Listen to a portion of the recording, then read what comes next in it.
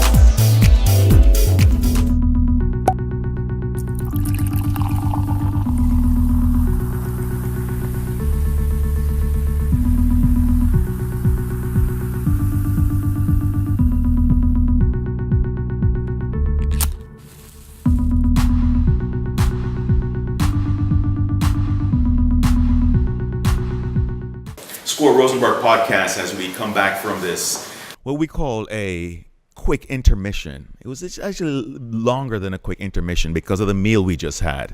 However, we're back with our guest, Kristina Garcia, and I want to give you mucho kudos for the way you just dropped those vocals. As I said to you behind the scenes, you got to warn me next time when we're coming in with vocals like that, because I was extremely impressed.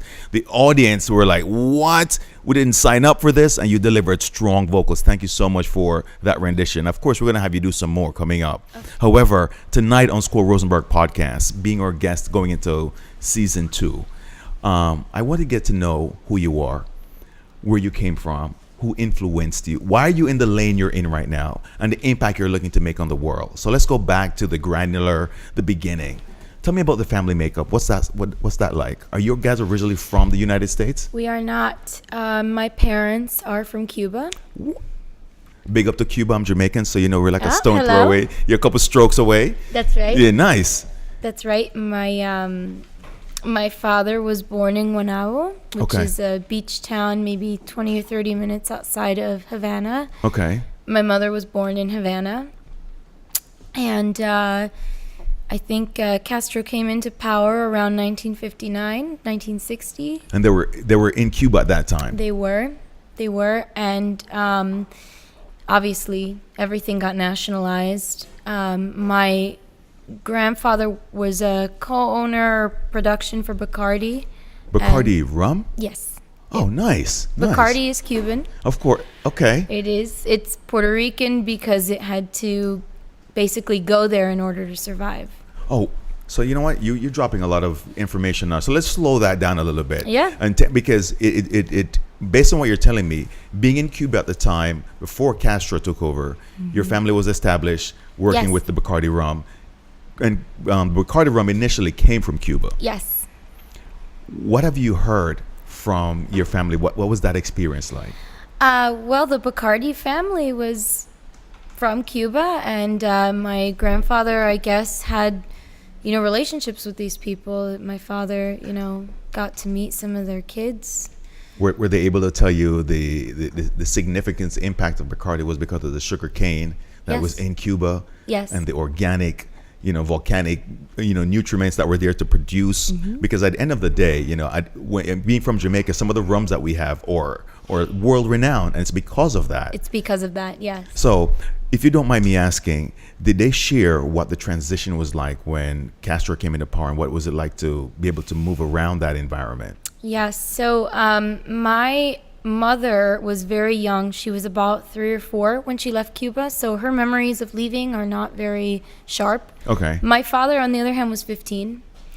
And in Cuba, there's a law that if you wanted to leave, you would have to be under the age of 15 or join the military. Okay. So my father got very lucky. He got out of Cuba 2 weeks before his 15th birthday. How?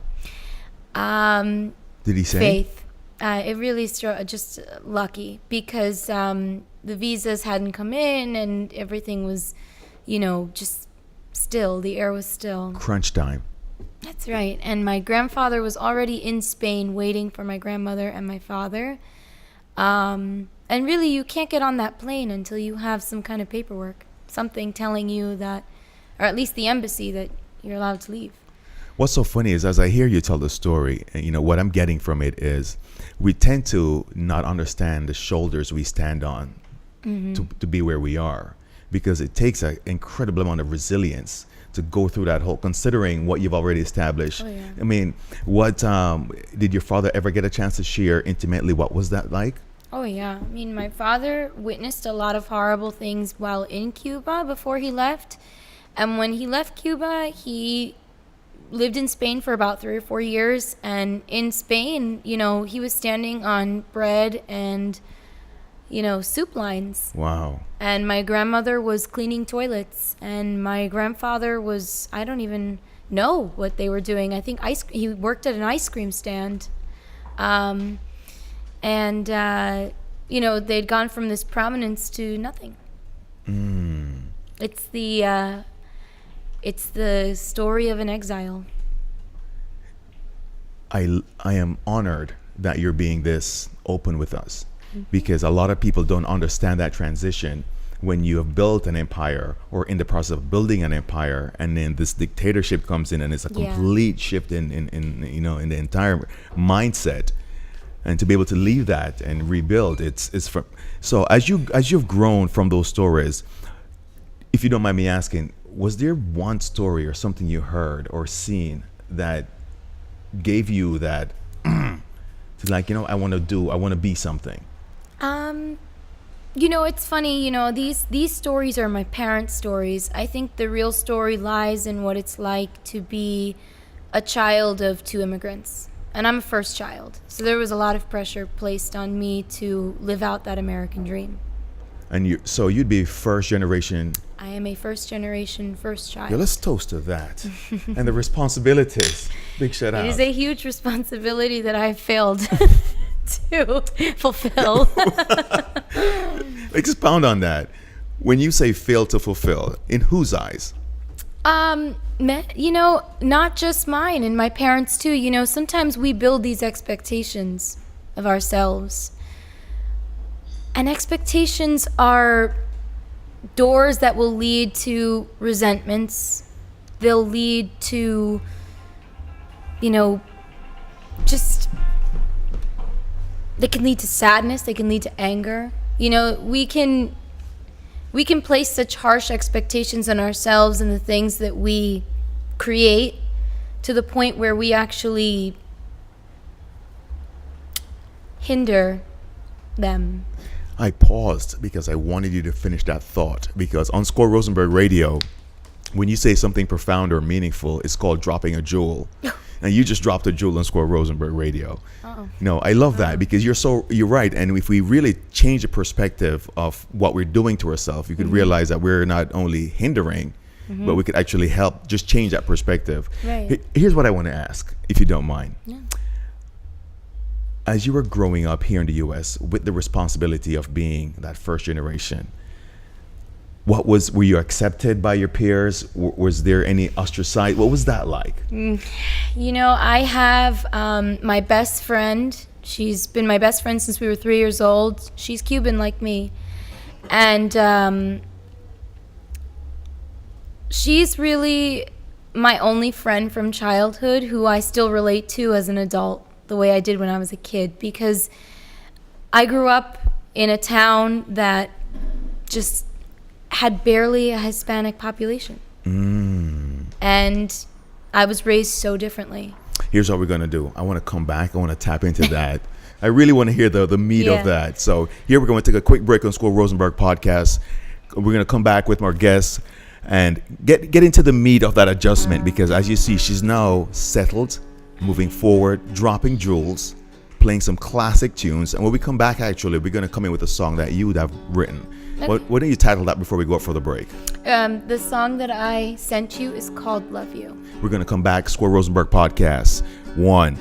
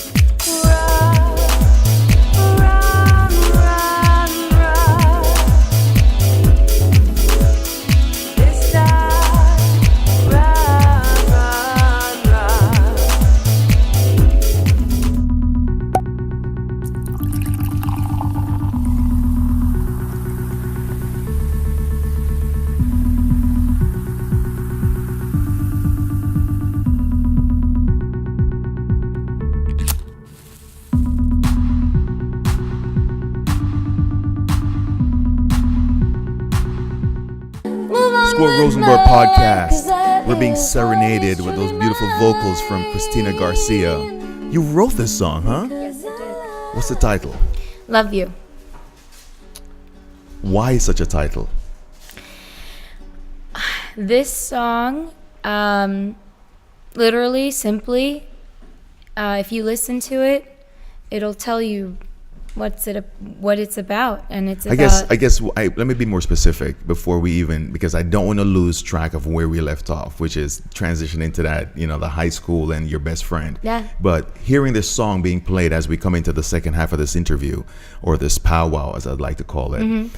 I love you. That's it's a significant term. Mm-hmm. What inspired that song?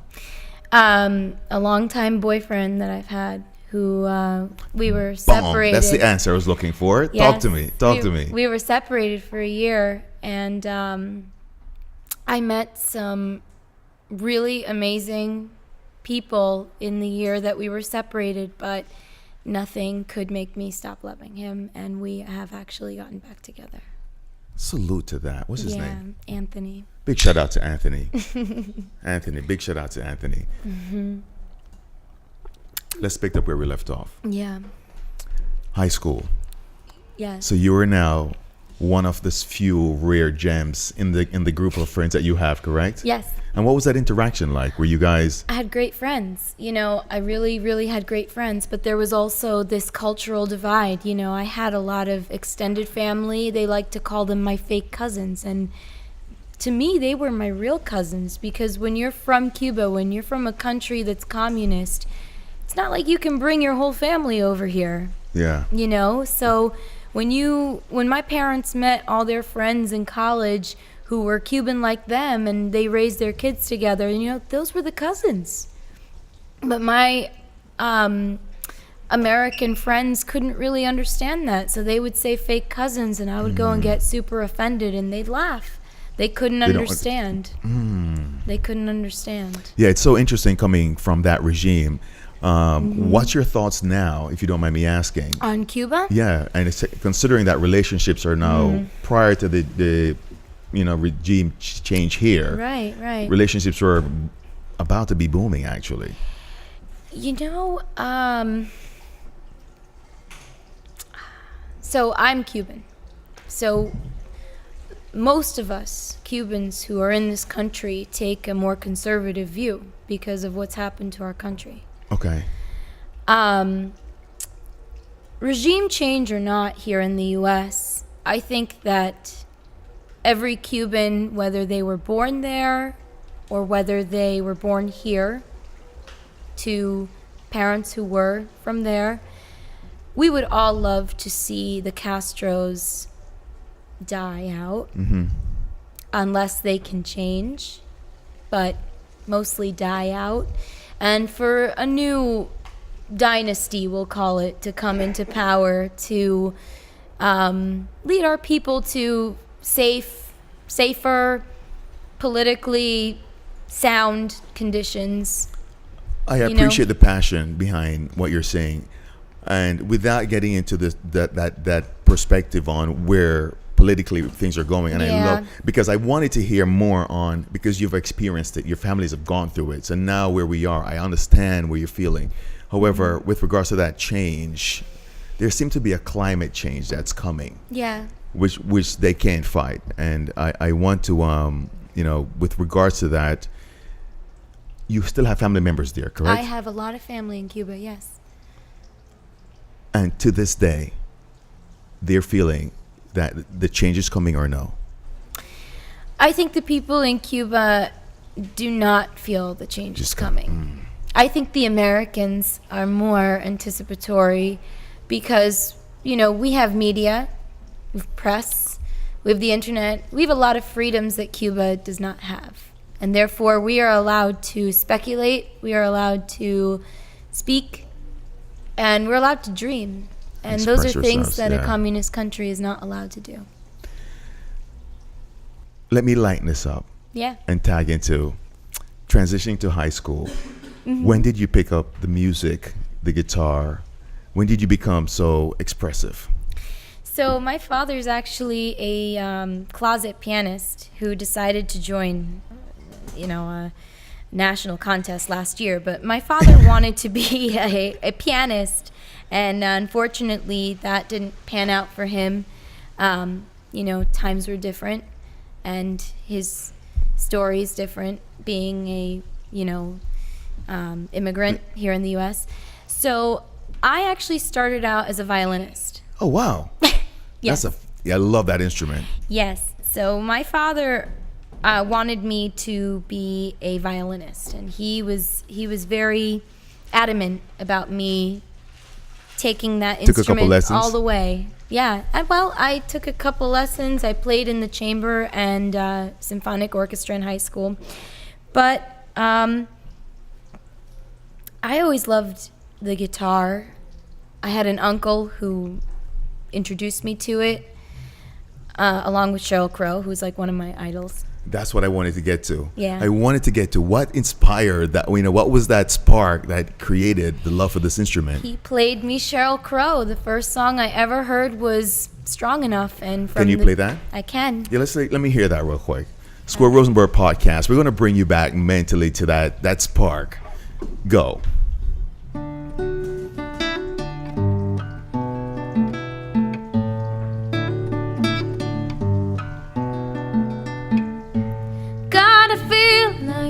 Tonight, tears of rage I cannot fight. I'll be the last to help you understand. Are you strong enough to be my man, my man?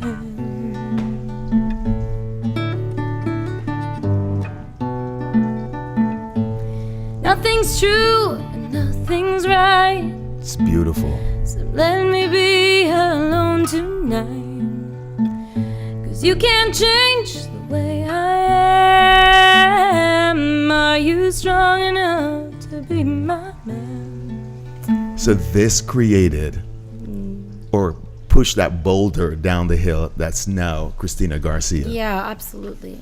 I mean, her, and it opened up to the doors to discover Jewel, and it opened the doors to Alanis Morissette, and it was just a domino effect for me, really, from there. And you embraced the instrument. Yeah, I loved it from the minute I picked it up. What was your dad's realization now when you weren't? Well, go in. My father lost his mind. This is the killer, and if I could go back in time, my father viewed this as another opportunity for classical training. Okay. And I did not want this to become another one of my father's projects. This was for me. So I quit the private lessons and I taught myself.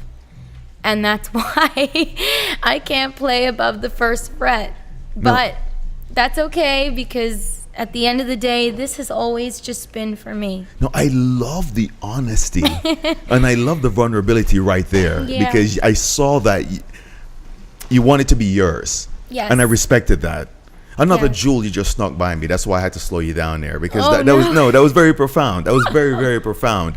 And I appreciate that. That's why when I ask you to play and I see you play, I feel something organic about your presentation. So thank you. Now that you're dabbling and you say you're self-taught. Yes. Elaborate a little bit on what that means. Or what does it take to be self-taught? So I've always had an ear. So I mean, we all have ears. Yes. We got 2 ears. So in music, when you say somebody has an ear, it means that they can pick things up by ear. Yeah, naturally. Right, and that's really, I think, more than anything, how I've been able to pick things up musically. I don't think that it was because I was so cognitively talented to pick up musical training with this teacher that I had playing violin when I was younger. I really think that what aided me was that ear, hearing it, copying it. I'm good at copying. And so I would listen to songs that I liked, and I would listen to them, and I would listen to them, and I would just keep listening to all these notes my fingers were playing. And somehow I was able to copy it. I like dissecting, what makes up the person who you are. And so far from this conversation we've had, I've learned a little bit of what have influenced you and where you're coming from. And as we get ready to close out on this segment, I am curious to find, do you find that because of your Cuban heritage, does that come out in your music in some way, shape, or form? Was that because of the background and the music that was played when you were growing up? Does that come out musically? I don't think so. I think what comes out is just what I've experienced in my life. Must be therapeutic. It is. It is therapeutic. Wow. I think that from a very, very early age, when you have parents that have experienced so much to get to where they are, there's that initial heartbreak that's been passed down to you. As you start to get older, you start to inherit that heartbreak just through being in this game called life. And so what attracted me to that music was that heartbreak that perhaps I took from them, and what has propelled me is the heartbreak that I have experienced in my own. Wow. And I think that everyone, no matter whether they want to believe it or not, I think that everyone picks up a pen and paper when they have things that they need to just get out of their system. Kristina Garcia, Squirrel Rosenberg Podcast.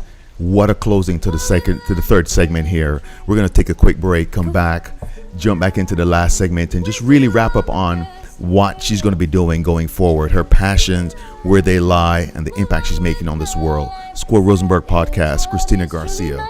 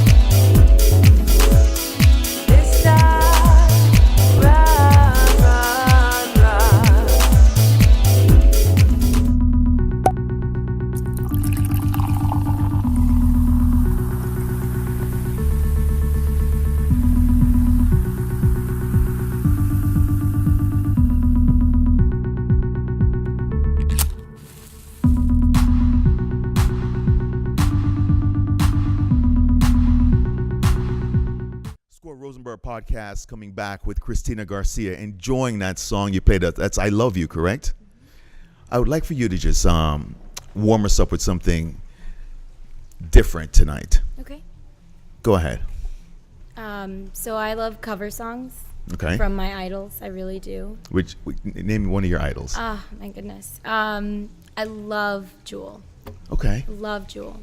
Very talented. She is. She's wonderful. So I love covering her song called You Were Meant for Me. Okay. Go. Yeah. Squirrel Rosenberg Podcast, an exclusive here. Kristina Garcia, Jewel cover song.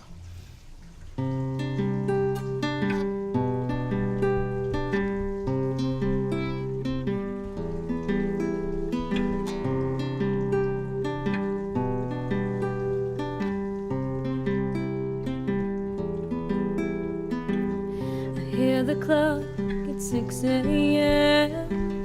I feel so far from where I've been.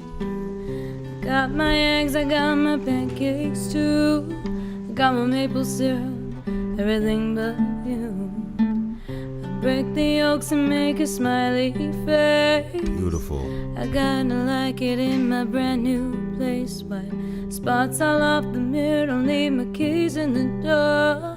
I never leave wet towels on the floor anymore, 'cause dreams last for so long, even after you're gone.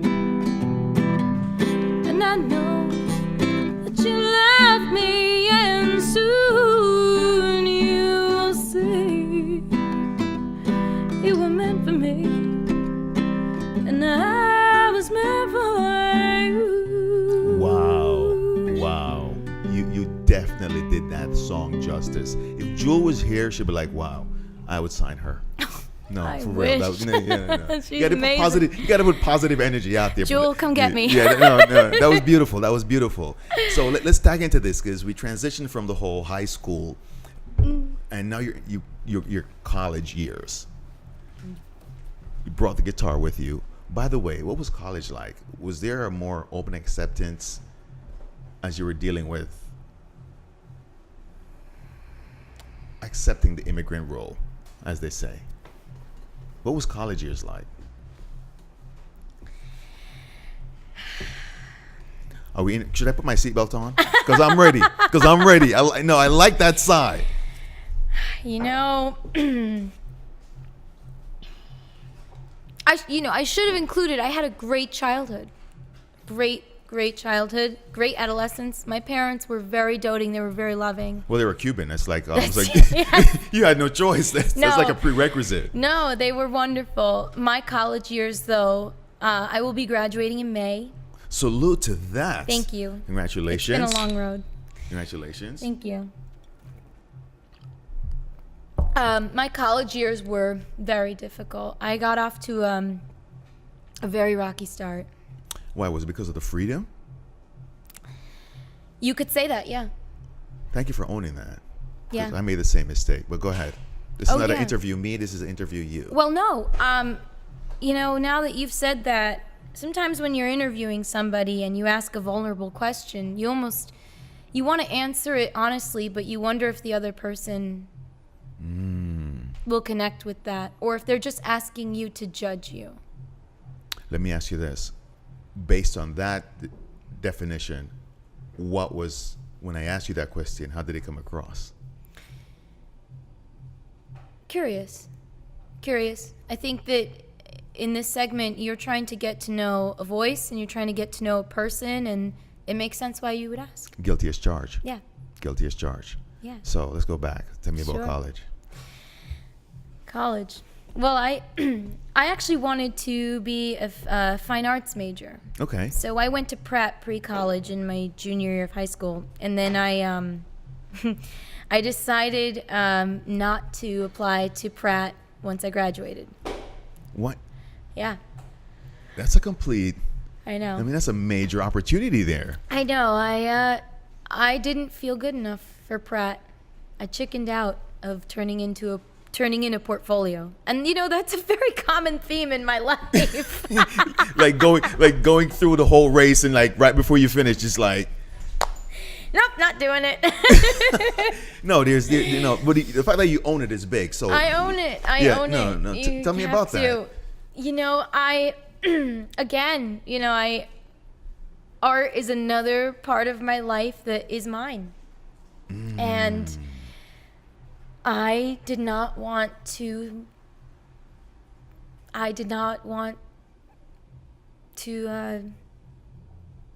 Corrupt it. Yeah. But I ended up going to a school in Pennsylvania. It's a sister school of University of Scranton. Okay. It's called Marywood University. What was the major? My major was art therapy. And I did take art classes there, yes.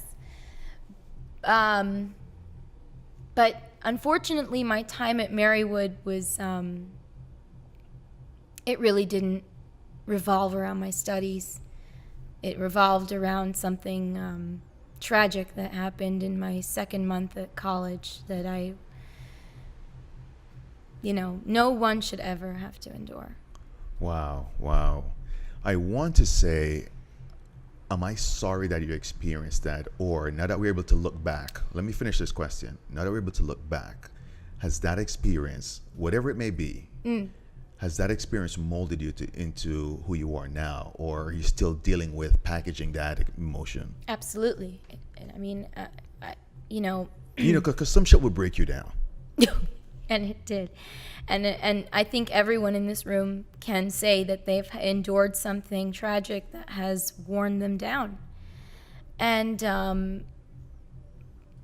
it is your choice in life whether you want to be worn down by something or,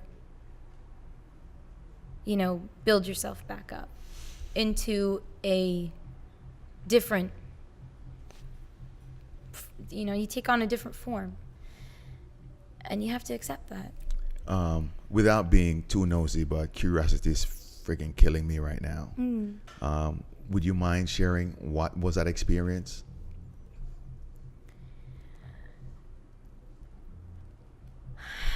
I'm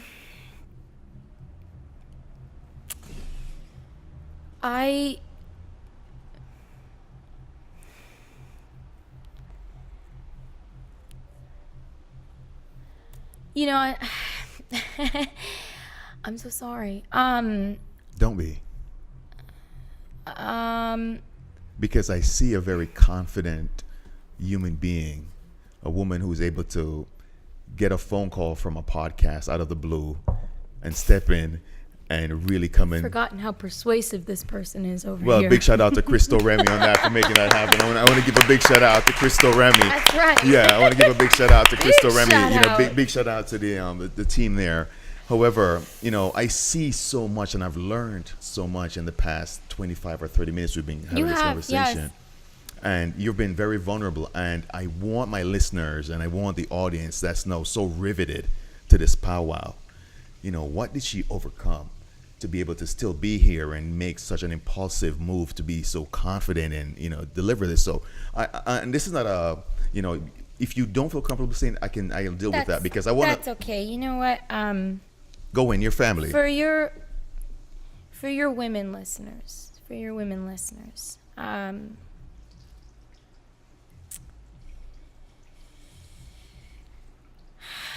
I unfortunately learned in college that that not all men are respectful of women, and that some of them feel a certain amount of entitlement when they see that you don't have a sense of what the world is. When you're out of daddy's house, let's say. Yeah. Wow. Which is probably very disappointing because you're still dealing with another human being regardless of where the sexes may lie, Yeah. There's a trust, there's a understanding, there should be a wow. So no, thank you for sharing. Thank you for sharing. And through that, you powered through. And what did that affect your major? Yes. It affected everything. I had to take time off school. I had to go away. Wow. Wow. Looking back, has that been therapeutic?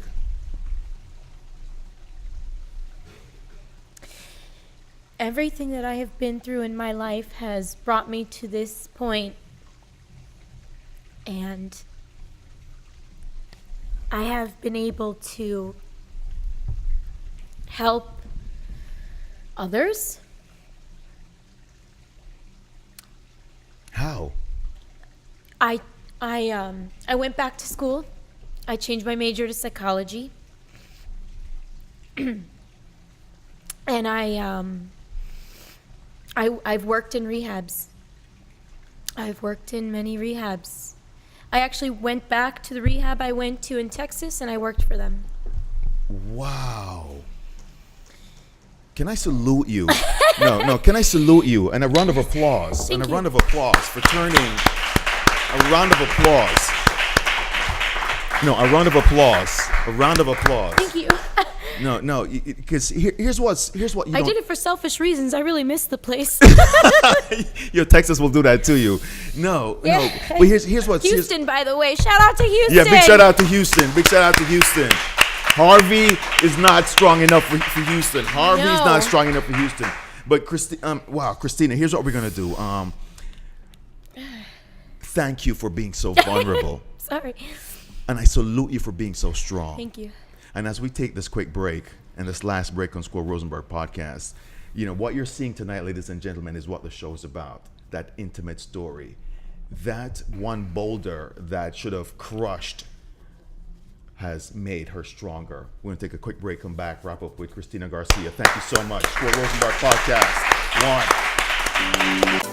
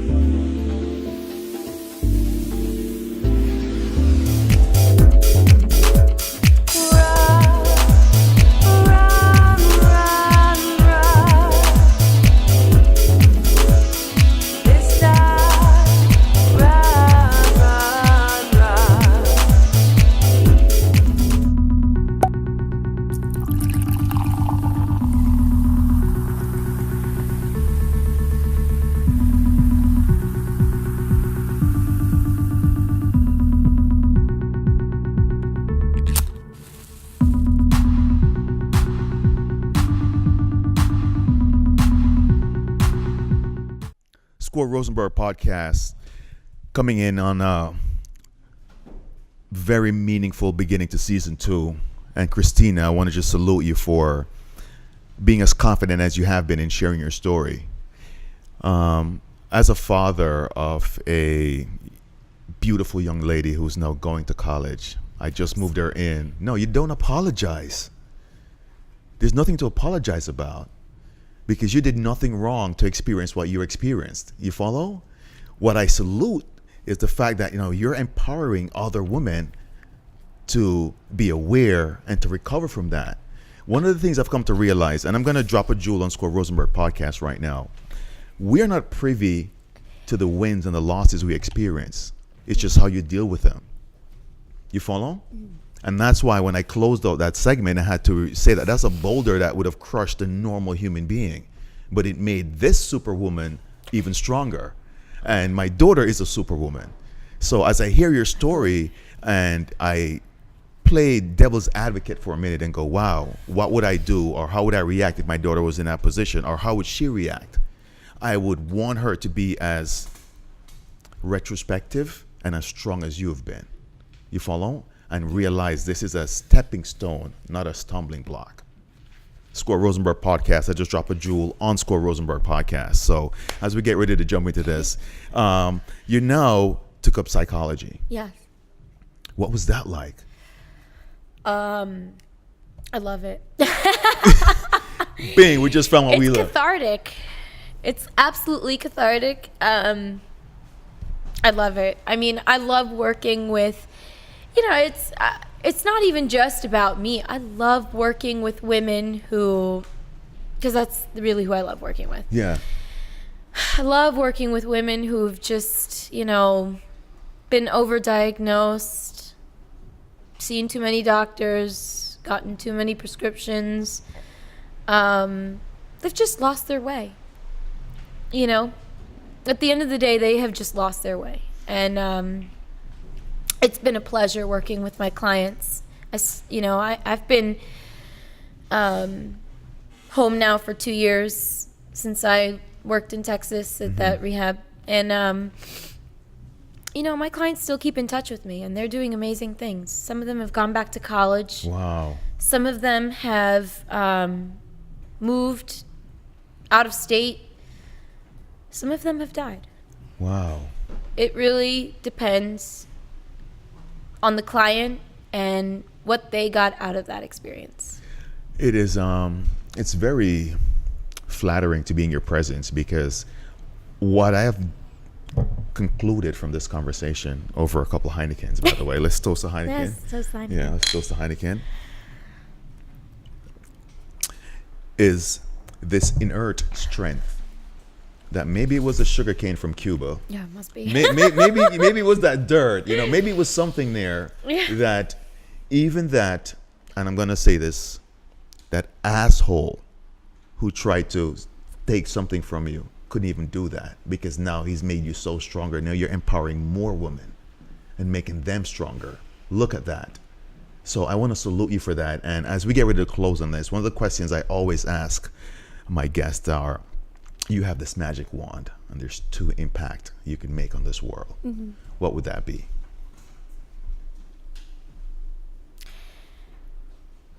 Can I say one thing? Please.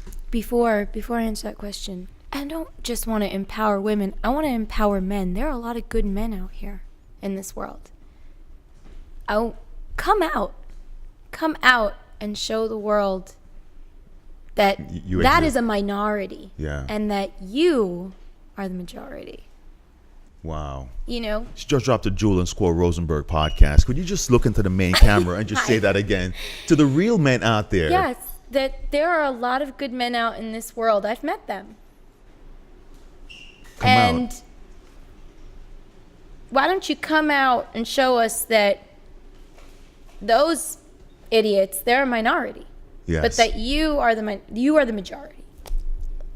And if I had a magic wand, I don't know how I'd answer that question. I think that I would love to help as many people as possible who have been through what I've been through, who've been through what they've been through. Mm-hmm, mm-hmm. It's not, everybody goes through something. Yeah. There's 10 other people in line waiting for this seat who've had it worse, who've had it better, who have had it everything. I just got the call tonight. You know what I mean? And you took action tonight. You dropped jewels tonight. Squirrel Rosenberg Podcast, Kristina Garcia. As we get ready to wrap on this classic podcast, as I would like to say, thank you. Would you do us the honor and play us out, please? Yes, absolutely. And as you get ready to play us out, could you tell people where they could find you, get your music, if you have a SoundCloud, if you got an Instagram, a Facebook? Bless us with the social media info. Sure. Let me give you my address. No, I'm kidding. I play in the closet. As a matter of fact, she will be playing at the Squirrel Rosenberg closets. Go ahead.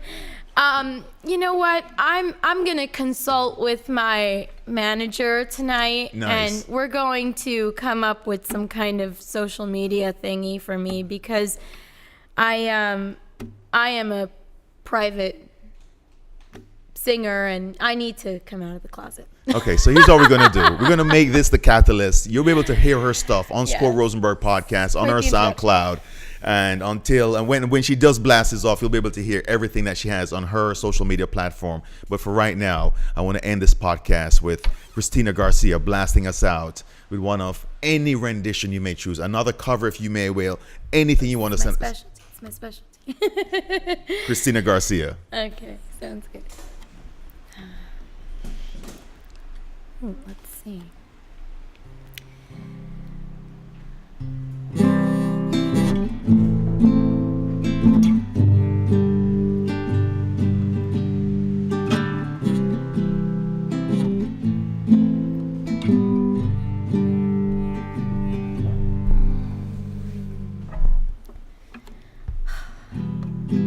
Let's do some Cheryl.